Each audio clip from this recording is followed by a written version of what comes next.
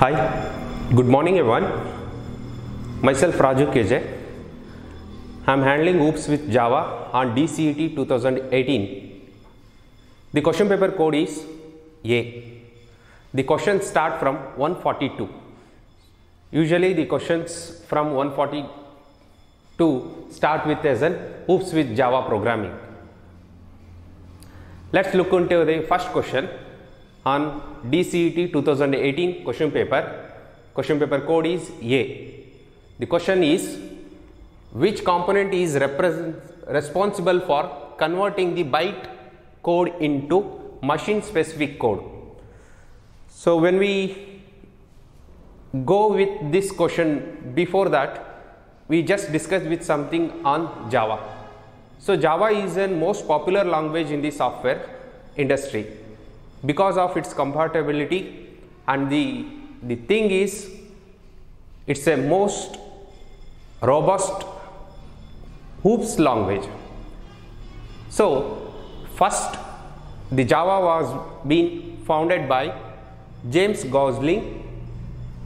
He is working in a Sun Microsystem. Initially the Java is called as an Yolk, O-A-K, Yolk. The project works from 1991 to 1996. He has been worked for the 6 years to invent the Java programming. Initially it is called as an Yolk. After that it is named by the Java. So let's look into the question. Which component is responsible for converting the byte code into machine specific code? The options is JVM, JDK, JIT and JRE. So we will discuss one by one. The JVM stands for Java Virtual Machine.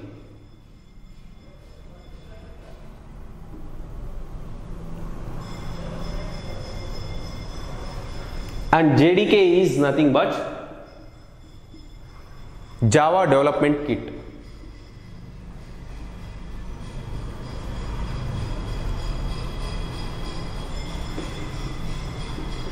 And JIT stands for Just in Time.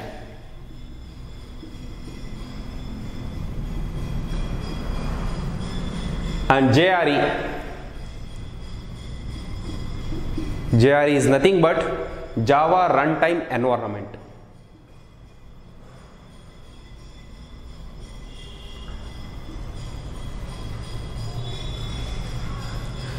So what these indication in case of Java?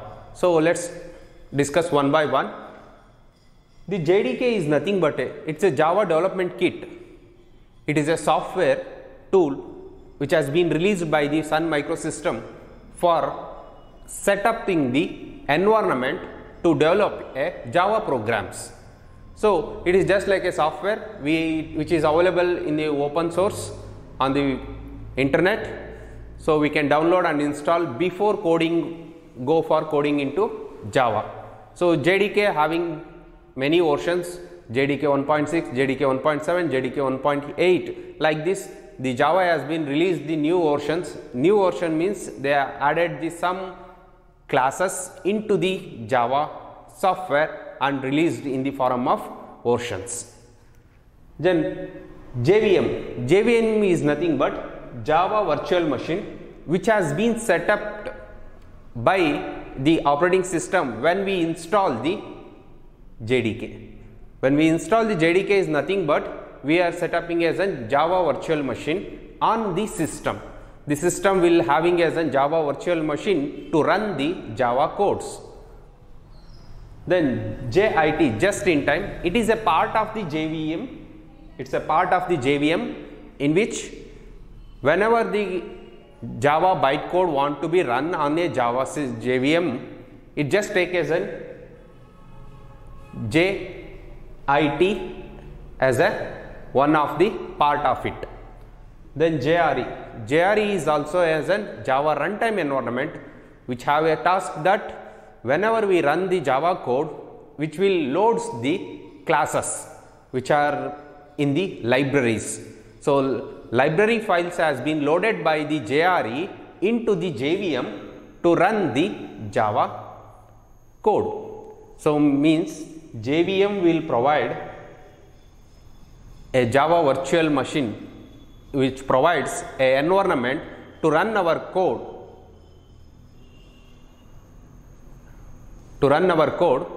That is in the form of bytecode. Then what is the meaning of bytecode? Bytecode is nothing but it's a high performance code which has been converted from the Java source file into as an machine independent code. That machine independent code is called as an bytecode. So when we compile the source code, the JVM will give as an bytecode. That bytecode we can take and run in any of the system. Means the bytecode is a machine independent code. So JVM will take the bytecode and compile, interpret it and gives as an machine runnable code. When we get as a machine runnable code, we give the input and take the output. So before that, the JRE will loads the library files which has been used by our code, Java code. Then the question, which component is responsible for converting the byte code into machine specific code? The question, whatever we discuss right now, is related to as a JVM. JVM is a thing which converts the byte code into a machine specific code, because byte code is a machine independent code. When we run the byte code by using the JVM, it will give us a machine specific code. The correct answer is JVM.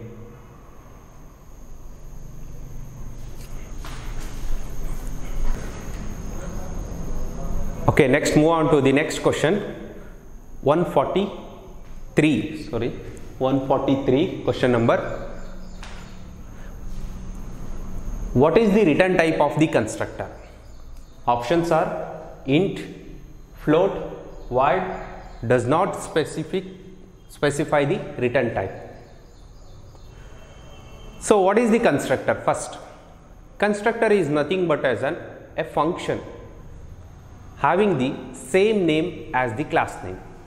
In Java, when we define as any of the class with the class name, for example, class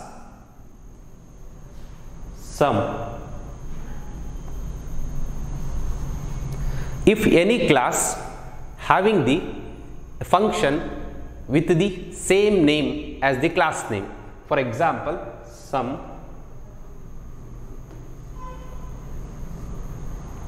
so this is called as an constructor. Constructor is a special type of the member function in a class in which it have the same name as the class name, and it doesn't have any return value. Means the constructor task is to construct the values to the data members of the class. So which have as for example, take as an int x. If there is an x variable, if I want to initialize the x, when we create an object, I want to initialize the x value, then the constructor is invoking. So means x is equal to 10. So when I want to create an object, for example, sum s is equal to new sum, semicolon. This is a creation of the object. When we create an object, s is nothing but allocating the memory. New is a keyword used to allocate the memory or a template of the class to the object of s. So s is one of the object of the class sum. When I create an object, it automatically invokes the constructor of that class to initialize the data members. For example, here data member is an x. If I want to initialize the value to the x, when we create an object, the automatically constructor will call and initialize its value as 10. It doesn't have any return type. It doesn't have any return type. So even void is also not specifying. Then the constructor task is to initialize the data members, not to perform any kind of operations. So either reading the value, either printing the value, or performing any operations like sorting, searching. We are not performing any kind of these operations on the constructor. The only thing we are doing is data members initialization. There is no any return type, and it automatically calls when the object is created. So if you create more than one object, if you create as in 10 objects, 10 times this function is invokes for each object. For each object, separate data members has been created and initialization is going to done. If I want to initialize the data members with parameter, we can specify. For example, here 10 and the int a, x is equal to a. It's a parameterized constructor, means it passed the value 10 to the constructor to initialize the data member x. So this is a parameterized constructor. We can pass the parameterized constructor also, but the thing is it doesn't have any return value. So come to the question. So the correct answer is 4. It does not specify any return type because the constructor not return any value. So same as the destructor. So destructor is also as one of the member function. It automatically calls when the program execution is finished. So we are not going to specifying the destructor in the class. Okay, move on to the next question. The question number is 144. What is the name of the method used to schedule a thread for execution? In Java, which supports a multitasking, the multitasking mechanism is supported by the Java by using a method called as a thread. It can create more than one thread in a current program, that each thread will perform its own individual task. So this is as a thread mechanism. If I am having a small program, it is called as a main thread. The main thread can possible to create more than one thread which are execute independently, in Java. So the thread can be created by using two mechanisms. One is runnable interface, second one is thread class. One is a class, one more is interface. In both the method, the thread can create and execute. When the thread is created, normally threads have some priority. So by default, the thread priority is normal priority.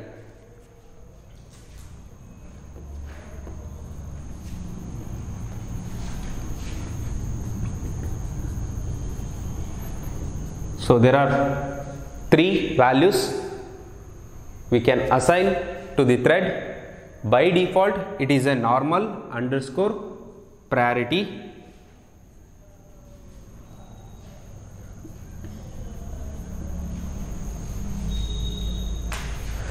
The same as mini priority, max priority. In normal priority, the thread value is 5. In mini priority, thread value is 1. In the max priority, thread value is 10.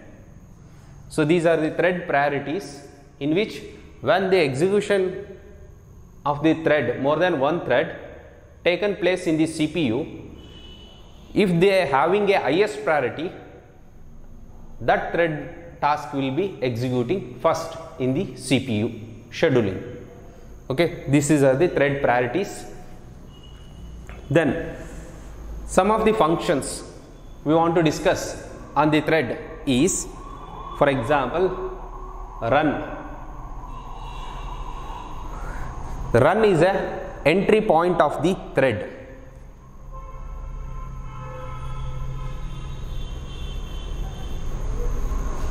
Run is an entry point of the thread. Is alive.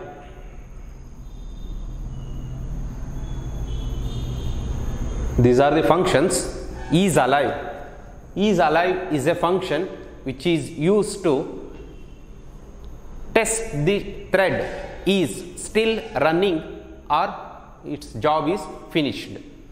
So when we call this function with the thread object, for example, let us take T1 dot is alive, which checks that the T1 thread is still working or its job is finished. It returns either true or false.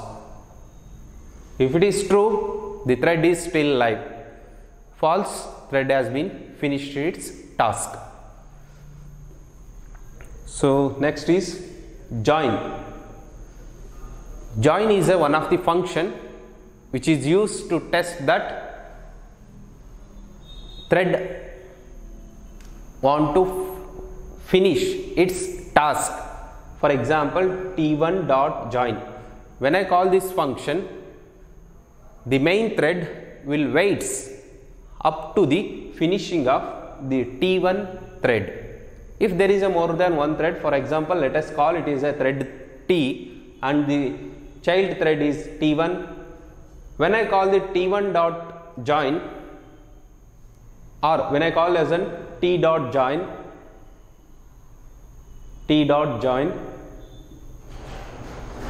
in which the main thread will wait up to the finishing of the child thread, T1 dot join. After finishing of the thread T1, it intimates to the main thread, job has been finished. So next is wait. Notify,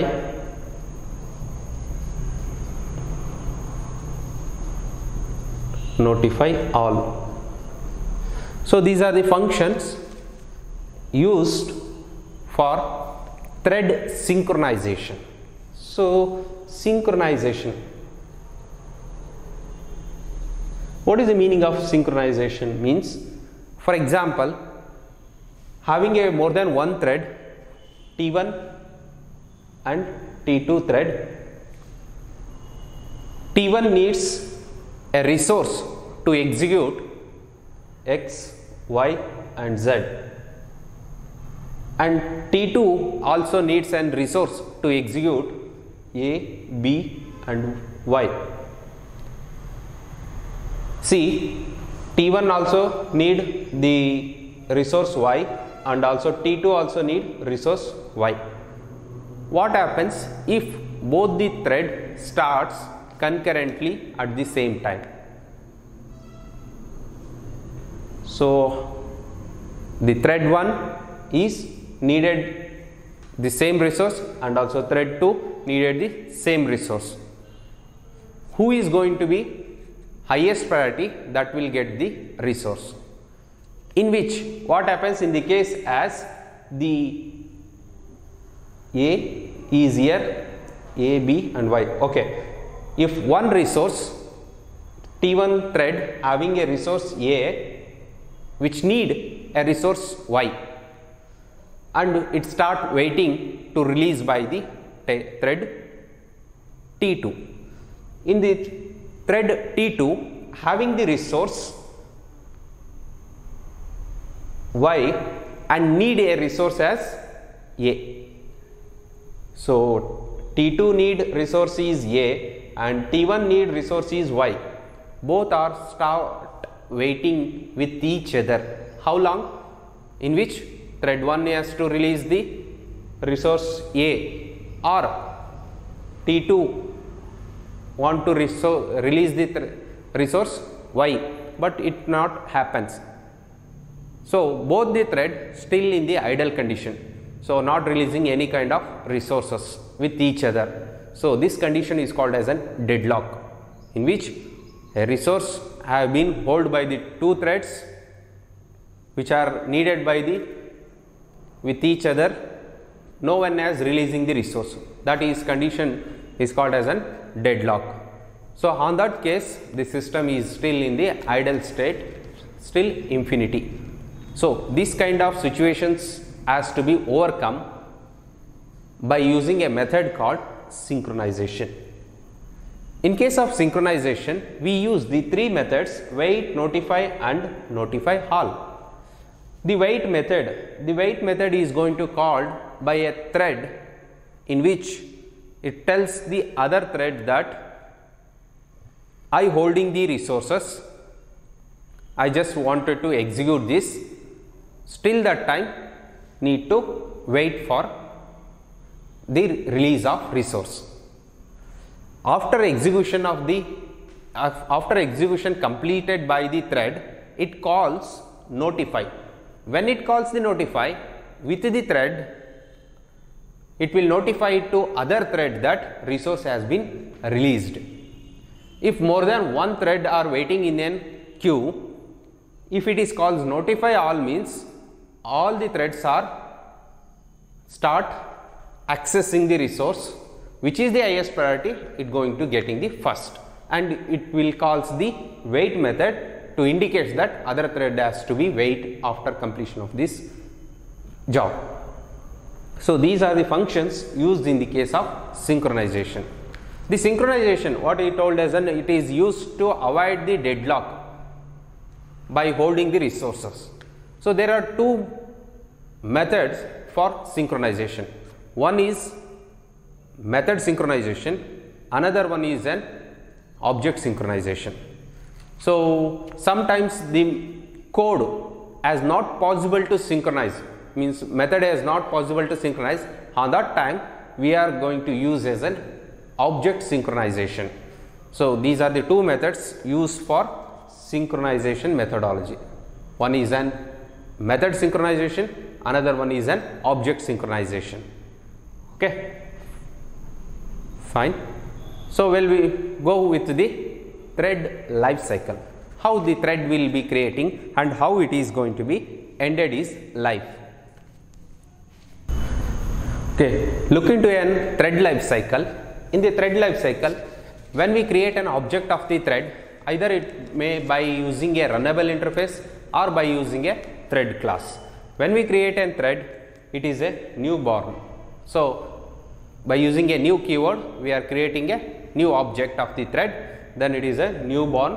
This will goes to the ready state. Then ready state means the thread has get the resources, all these resources, and ready for the execution. So that state will jumps from newborn thread to ready state by using a method called start method.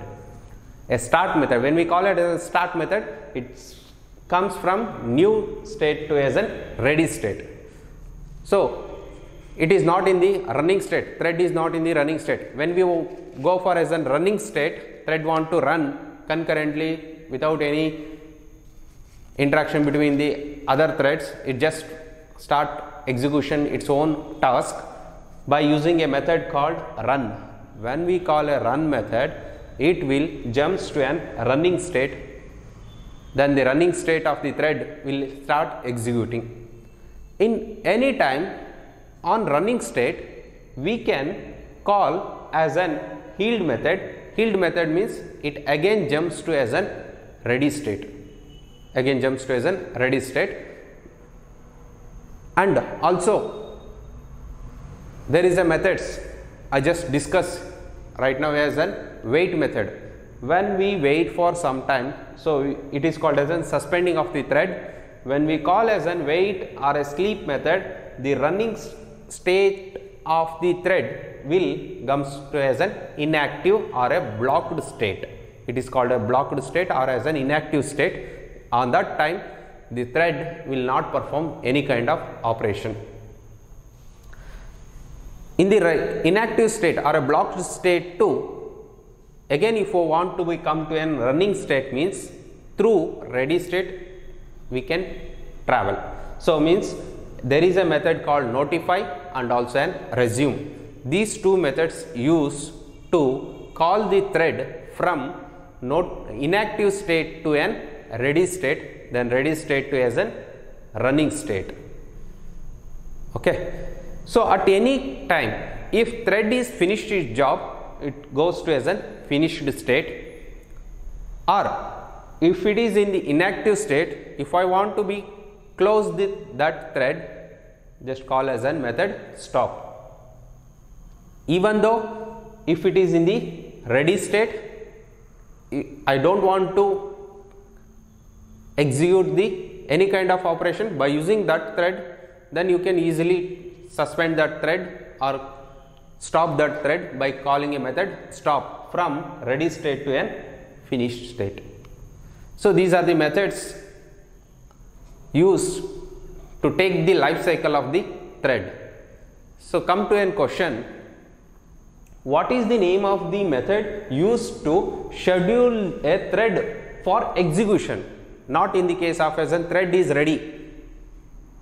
So thread ready will going to call by a start method. So init, this is not as a method, we are not used. Start method is used from newborn baby to as a ready state of the thread. Run is a method which is take the thread from ready state to an running state. So the correct answer is run. What about the resume? Resume is a function used take the thread from inactive state to an ready state. So in the thread life cycle, if thread is in the inactive state or a block state, we can take into an ready state by using a resume method or call it as a notify method. So I want to tell two more difference in the wait and sleep method. See here, there is a two methods, wait and sleep. In the running state of the thread, if I call the wait method or if I call the sleep method, it comes to an inactive state. Then what is the difference? So when we use a wait method, when we use as an wait method to the any thread, it will comes to an inactive state.